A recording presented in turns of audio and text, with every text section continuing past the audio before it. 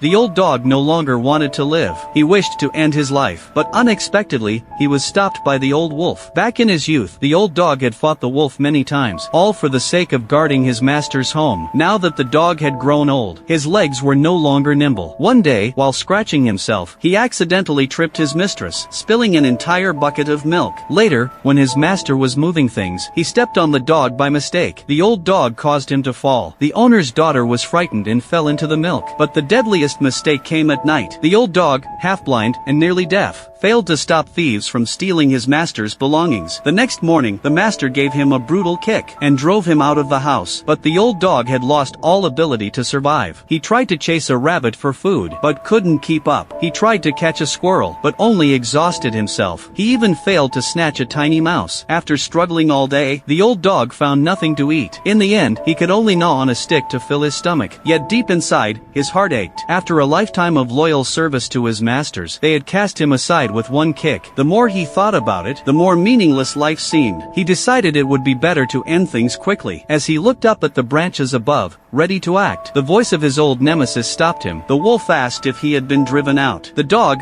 deeply dejected, admitted it. The wolf recalled how the dog once fought him fiercely for his master. The old dog quickly explained that he had only ever done it for work. Looking at the dog's pitiful state, the old wolf decided to lend a paw. The next day, as the family was working in the yard, the wolf suddenly appeared and snatched away the youngest child. At that critical moment, the old dog came charging out, right in front of his masters. He fought the wolf in a fierce battle. When the act seemed convincing enough, the dog carried the boy back safely. The master, moved, allowed the dog to return to his old life. But as snowflakes filled the sky, the dog thought again of the wolf. He worried his old rival would freeze in the wild. So the dog braved the storm, searching everywhere. When he finally found the wolf, he offered to take him somewhere warm to eat. Thanks to the dog, the wolf sneaked into the young master's wedding, where he enjoyed the most satisfying meal of his life. After wine and feast, the bride accidentally spotted the wolf. She nearly leapt from the window in fright. Fortunately, the old dog reacted quickly. He chased the wolf outside, pretending to drive him away. The two old foes parted under the falling snow. The dog watched as the wolf disappeared into the distance. Never would he have imagined that in his twilight years, his former enemy would become his dearest friend. And in that cold winter, the old dog felt a rare and precious warmth.